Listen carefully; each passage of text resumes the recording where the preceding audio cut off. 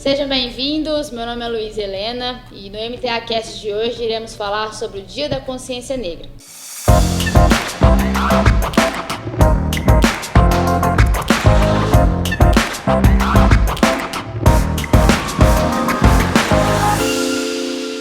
Neste dia que marca a importância das discussões e ações ao combate ao racismo e às desigualdades sociais. Também marca os avanços da luta do povo negro e da cultura afro-brasileira.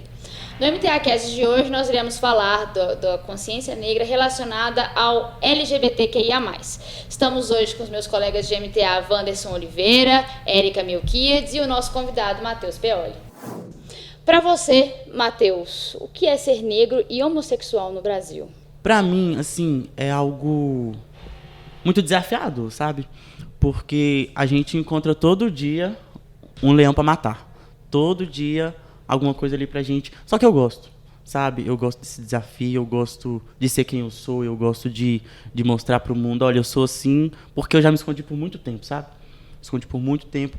E hoje, quando eu me encontro nessa posição de alguém que é LGBT e é preto, sabe? Eu entendo que eu posso fazer uma diferença legal no mundo, na vida de pessoas que estão começando aí nessa caminhada agora, na vida de pessoas que estão se encontrando, que estão se descobrindo. Eu acho muito legal por isso. Apesar de tudo, eu acho muito legal. Realmente é muito desafiador mesmo. Às vezes você está andando na rua, até a Érica pode falar um pouco das pessoas olhar com um jeito diferente pelo fato de você ser negro.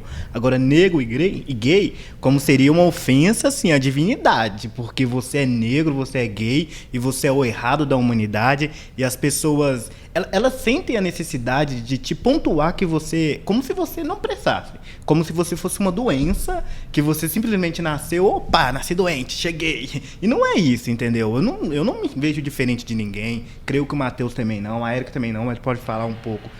A gente está se descobrindo ainda, né? Tem muitas mulheres que ainda estão descobrindo quem realmente elas são, o que elas podem representar na sociedade negra, que isso foi, vamos falar, mascarado, escondido há muito tempo atrás. E hoje a gente está conseguindo se manifestar através do cabelo, da roupa, sabe? Dos batom colorido. A gente está conseguindo se expressar na sociedade, mostrar para que a gente vê que a gente não é só um corpinho bonito, a gente não é só para lavar roupa, passar roupa, ficar cozinhando, que a gente está aí. É como seria um pouco aquela história assim, né? Você não imagina um negro pensante. Quando você imagina uma pessoa negra, você imagina um atleta, você imagina uma pessoa que vai fazer um exercício físico, uma pessoa que vai trabalhar com um pedreiro. Você não imagina um advogado, você não imagina um professor, você não imagina um ministro. Alguém que você possa não passar vê essa imagem. conhecimento. E é espantoso até para nós que somos pretos, quando a gente olha para alguém numa posição de poder e é preto. Sim. A gente meu Deus, o que tá acontecendo? Por que Exemplo. tem gente preta assumindo espaços assim, assumindo lugares assim? E ao mesmo tempo isso é bom, porque isso nos dá um ar de esperança. Mas aí que tá, no meu ponto de vista, eu acho que a sociedade em si tem que passar a olhar para as pessoas em geral. Não é porque é negro, não é porque é hétero, não é porque é gay ou é lésbica. Com respeito. A partir do momento que eu respeito você, não interessa para mim a cor da sua pele. Não interessa para mim a sua opção sexual. E o Matheus, como educador, ele pode até falar mais sobre isso, porque a questão, a base do respeito é a educação. Não tem como Não fugir tem disso. outro lugar. Você ensina respeito na escola, você ensina respeito para as crianças, que são aquelas que nascem sem preconceito nenhum. Criança não tem preconceito nenhum, não tem preconceito contra pessoas negras, não tem preconceito contra pessoas homossexuais. Eu falo que elas aprendem isso com os adultos que estão ao redor delas. Sim, com certeza. Infelizmente ou felizmente, os pais são Os espelho dos maiores. filhos, Na né? verdade, infelizmente, não só os pais, eu acho que a sociedade ela é a grande criadora desses novos preconceituosos. Sim. Então, para você tratar a criança, primeiro você precisa tratar as pessoas consideradas adultas hoje, que nem sei se pode considerar uma pessoa que não te respeita. Para mim, não é uma pessoa adulta. Mas hoje você precisa mais tratar essas pessoas. Vamos ser sinceros, gente. Não precisaria a gente estar fazendo um podcast sobre consciência negra. Pra Se ensinar a gente os está outros falando, a é porque não respeitar. está respeitando. Mas aproveitando esse tema, como vocês acham que a comunidade LGBT lida com o racismo? Já que nós temos aí o racismo tão estrutural e claro e nítido na sociedade como um todo, a comunidade LGBT como uma comunidade da minoria, você acha que ela combate, fomenta o racismo? Ela alimenta e muito, porque dentro da comunidade a gente vê vários tipos de racismo. Existe também um preconceito relacionado às pessoas que são gordas, gordofobia. Existe o preconceito com a pessoa que tem um cabelo afro. É um preconceito, assim, dentro da comunidade, que é uma coisa assustadora. É incrível como que a gente que luta por um direito quer respeitar a nossa comunidade e a gente mesmo é tão desorganizado ao ponto da gente criar certos grupos e você não pode enquadrar aqui, você não enquadra... Gente, é a mesma tecla. Todo mundo tá igual, independente de qualquer forma. Infelizmente, o que a gente vê hoje na comunidade LGBT é um racismo, assim, diferente do que a gente vê fora da comunidade, porque é um racismo onde te exige um padrão. Você precisa ser forte, você precisa ser branco, você precisa falar grosso, você precisa ser ranzinza, você precisa... Mesmo gay, mesmo bissexual, mesmo LGBT, você ainda precisa seguir esse padrão cis, heteronormativo que a sociedade impõe, que o homem precisa ter. Eu falo do homem porque eu sou um homem bissexual. Então, tipo assim, a sociedade LGBT também te pede isso. Então, querendo ou não, quando você tá fora da sociedade LGBT... ou quando você está dentro, você infelizmente vai sofrer do mesmo jeito racismo. E quando você está lá dentro, é ainda um pouco pior. É o caso também, por exemplo, de uma pessoa lésbica, aí você pode pontuar melhor, que uma pessoa lésbica que tem um cabelo curto. A questão de lésbica de cabelo curto é até um pouco pior, não sei se consigo colocar como pior ou melhor, porque existem duas diferenças, né, daquela lésbica que é vista como a menininha, a bonitinha, e tem aquela lésbica que se parece homem, mas quando na verdade tem muitas pessoas, inclusive eu, que cortou o cabelo, que não necessariamente está querendo virar um homem, como são muitas coisas que a gente ouve, né? Tá querendo virar um homem, se não gosta de homem porque que tá parecendo com um. E na verdade não, na verdade tem pessoas tanto hétero quanto homossexual que tem cabelo curto. Então são vários padrões que a gente encontra dentro de uma comunidade que devia pregar mais o quê? A liberdade. E, na verdade, ela mais segrega ainda do que inclui. Mas, aproveitando essa discussão, eu queria saber se vocês, enquanto pessoas negras e pertencentes à comunidade LGBT, já sofreram preconceito dentro das empresas. Bom, preconceito em si, eu nunca sofri. Mas a gente vê nitidamente que tem uma seleção, podemos dizer nisso, porque muitas vezes a pessoa pode ser lésbica, gay, e você vê que a maioria dos quadros das empresas, essas pessoas não estão ocupando o quadro de funcionários. Essas pessoas lésbicas, gays, elas estão ocupando quais funções hoje? E negra. Isso pontua muito. Eu lembro uma vez uma reportagem que eu assisti, que o governo do Paraná, eles pegaram 3 pessoas que trabalham no RH e mostraram três pessoas em situações diferentes. Um rapaz correndo, de moletom, uma outra moça com um pano na mesa e o outro, se eu não estiver enganado, ele estava olhando um carro. As 3 pessoas viram essas pessoas como branca e falaram, o rapaz que está de moletom está correndo, está se exercitando. A moça está limpando a bancada da casa dela. O rapaz está analisando o carro. Quando mostraram a imagem de uma pessoa negra, as 3 pessoas falaram, está correndo porque fez alguma coisa, roubou alguém. Tá olhando pro carro? Vai roubar. Não, é empregada da casa. É aquilo que a gente tinha conversado. É essa questão de você não imaginar, você não dá oportunidade. Porque a sociedade até hoje, ela não imagina uma pessoa negra como uma pessoa que é uma pessoa pensadora, são pessoas intelectuais. A gente que pode, tem um conhecimento, a gente corre atrás do nosso, mas ainda falta oportunidade na sociedade. A gente vê muito isso em várias empresas grandes, a gente conta no dedo quantas pessoas negras tem. E às vezes a gente chega assim, e é normal, acho que pelo menos eu como negro, eu sempre dou uma olhada assim e falo, procuro, cadê? Tá faltando aqui, tá faltando. Entendeu? Faz sentido. E, inclusive, essa questão de ser negro e gay, a gente pode puxar agora para um lado da questão da publicidade. Hoje a gente vê que muitas empresas adotaram essa questão, adotaram para si essa causa, né? Pode ser para lutar pela causa, pode ser para conseguir mais lucro, porque é uma causa que gera debate, gera fomento. Também pode ser, não posso generalizar que é a intenção de todas as empresas, mas a gente vê que nessas próprias publicidades ainda há também uma segregação. Você não consegue ver essas publicidades, essas propagandas alcançando também as pessoas negras. Você não vê com tanta frequência a criação de espaços nesses propagandas para pessoas negras. Então, além de lutar contra o racismo, quem faz parte dessas duas comunidades, dessas duas minorias, ainda tem que combater essa questão da comunidade LGBT, que também não traz visibilidade para isso, né? Eu vejo, a gente já tá normal a gente ver a publicidade mesmo voltada a isso. Eu gosto de pensar que é uma forma de inclusão. Eu ainda acredito numa sociedade do bem. É melhor pensar assim. Porque quando a gente começa a pensar no que realmente está incentivando essas empresas a fazer isso, fazerem, quando a gente começa a pensar, quando a gente começa a avaliar, eu fico meio que triste, sabe? Porque várias vezes a gente consegue perceber, como é que eu falo, que elas estão aproveitando, sabe? E isso é muito triste. Segundo interesse por trás. Isso é muito triste, porque chega o mês do orgulho LGBT, você vê a empresa a rodo fazendo campanha LGBT. Isso é para lutar contra a homofobia, é para lutar contra o racismo. Eu acho que essas pautas, eu acho que esses temas não deveriam ser tragos simplesmente no mês do orgulho LGBT, simplesmente no mês da consciência negra, simplesmente no mês que... Eu acho que isso devia ser trago todos os dias. Eu acho que essa inclusão deveria ser feita todos os dias. Você falou uma coisa que eu acho muito importante. Eu me amo. E isso é perfeito e isso é essencial.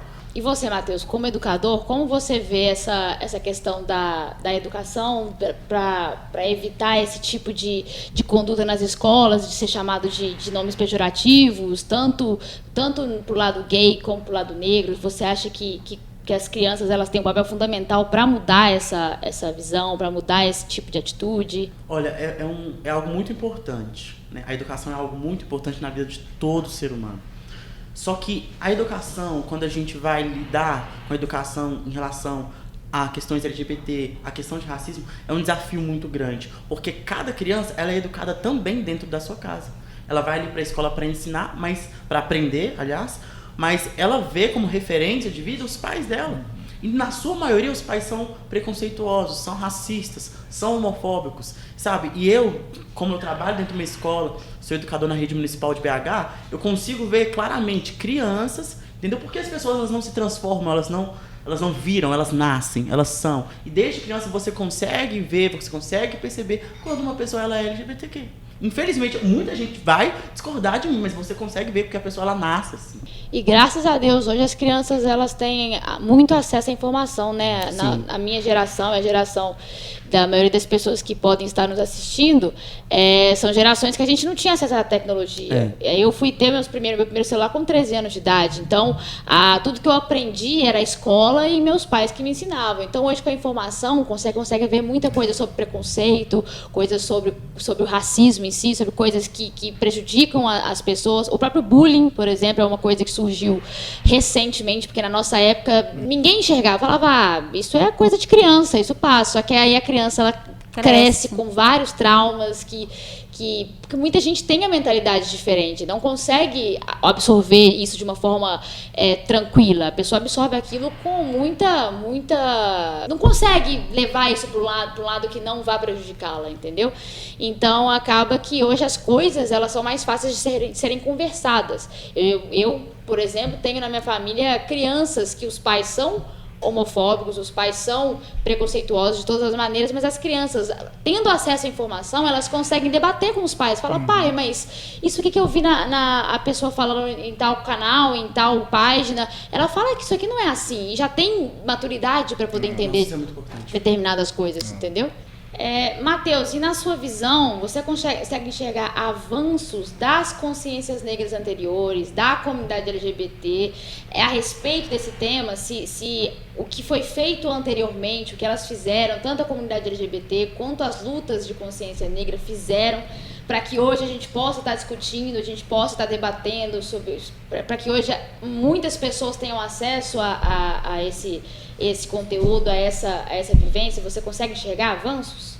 Sim. Quando eu penso em consciência negra, né, me vem várias pessoas na cabeça, várias pessoas pretas que fizeram uma diferença fantástica.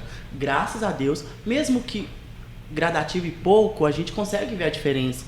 Né? A gente consegue ver uma diferença, a gente consegue ver uma diminuição do racismo que não é velado. A gente consegue perceber isso. Só que quando eu penso sobre isso, eu penso numa pessoa muito pessoal, eu penso no meu pai.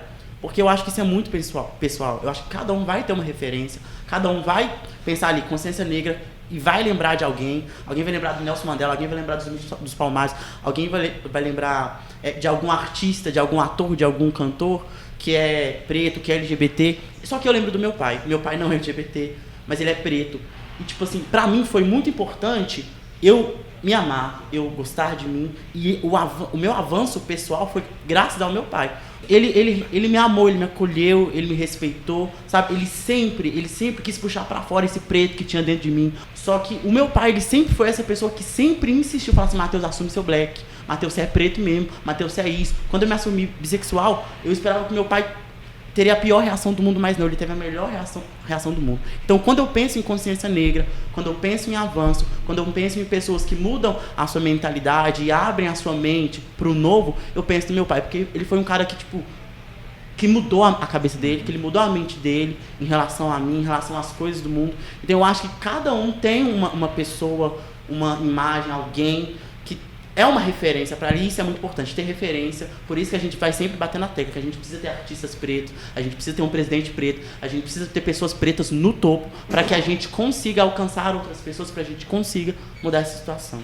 Essa questão de referência é muito importante, né? Porque a gente vê aí que diversas empresas de brinquedo, por exemplo, começaram a incluir nas seus personagens, seja da Disney, sejam de super-heróis, brinquedos negros, né? Eu já vi muitos relatos nas redes sociais de crianças que ficam assim, nossa, uma bonequinha negra, nunca tinha visto, e acha aquilo bonito porque consegue ver semelhança entre ela e a boneca, entre ele e o super-herói. Nós vamos ter aí o Super-Homem negro, né, que a DC vai lançar, e é um avanço importante para as crianças conseguirem perceber que elas podem ser o que elas quiserem. Elas não têm que ser brancas, do olho azul, hétero, e para poder conquistar espaço.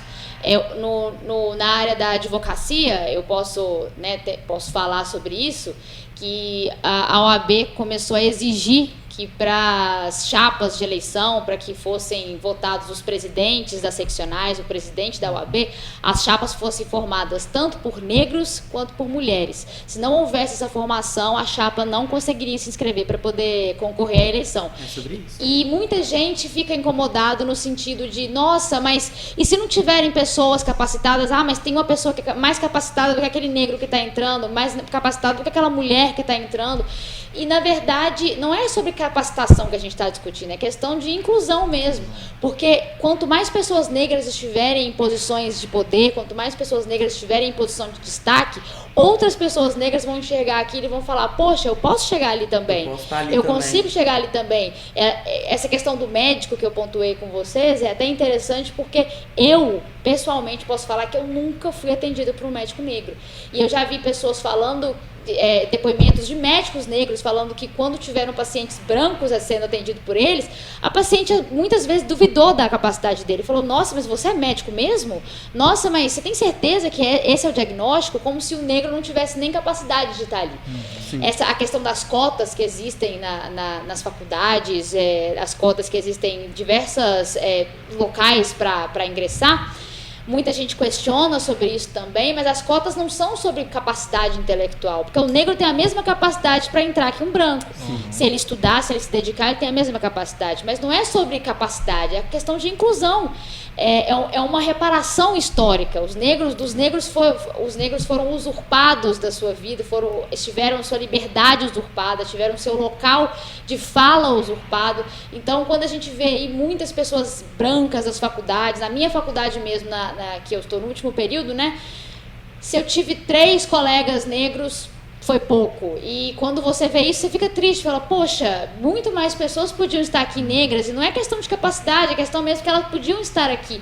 Mas é um ambiente tão tóxico, é tão brancalizado, vamos dizer assim, que o negro fala, eu acho que eu não mereço estar ali, eu não pertenço àquele local, eu não vou nem tentar, porque não vão me aceitar ali, entendeu? E quando a gente para analisar isso, de um tempo para trás para agora, a oportunidade aumentou bastante para os negros entrar, e mesmo assim o número é muito pequeno nas faculdades. Exatamente. Porque a gente precisa investir, o governo precisa investir na educação das crianças. Eu acho que a gente precisa começar do início, a gente precisa fazer com que as crianças entendam que elas são capazes, entendeu? Sim. Que elas não precisam seguir o mesmo rumo dos pais, que elas não têm que ficar ali trabalhando Somente essa vai 10 fazer horas por dia diferença pra ganhar na um vida salário delas. no final e simplesmente sobreviver. A gente precisa colocar na cabeça das crianças que elas podem, que elas são capazes. A Luísa falando isso me lembra de uma coisa que eu discuto direto com as pessoas, falam assim, gente, racismo não existe. Ai, que racismo, pelo amor de Deus. A Luísa mesmo falou, quando a gente olha para a foto de formaturas de faculdades, de cursos, e a gente vê ali uma turma, às vezes 100% branco, 99% branco, e a gente não se indigna com isso. Cara, aí tá o racismo. Por que você vê uma turma totalmente branca e tá tudo ok pra você? Por que você vê só médico branco e tá tudo ok? Na televisão é só protagonista branco, no filme é só protagonista branco e tá tudo ok. Ninguém reclama. Realmente não existe racismo? Realmente existe racismo reverso? Não seria um racismo velado também? Escondido? Sim. O que hoje, no Brasil, a gente sofre é esse, é o racismo velado. É um racismo constitucional, um racismo, sim, que a gente... As pessoas não querem se manifestar, não querem falar a favor. Exatamente, ou é contra. por debaixo dos panos. É. E que é muito mais difícil de se combater quando é Muito por mais. debaixo dos panos. É muito mais fácil alguém chegar perto de mim e falar, seu preto, seu macaco, eu vou conseguir ali. Debater com ele. Mas quando é velado é muito mais difícil. É muito pior. Quando o racismo velado. olhar te ofende. É muito pior. Queria agradecer a participação de todos vocês aqui hoje. O nosso papo foi de 30 minutos, mas a luta diária, o combate ao racismo e ao preconceito, seja ele qual for, é diário. E hoje, no Dia da Consciência Negra, o que você de casa aí que está nos assistindo ou nos ouvindo está fazendo para combater esse tipo de preconceito?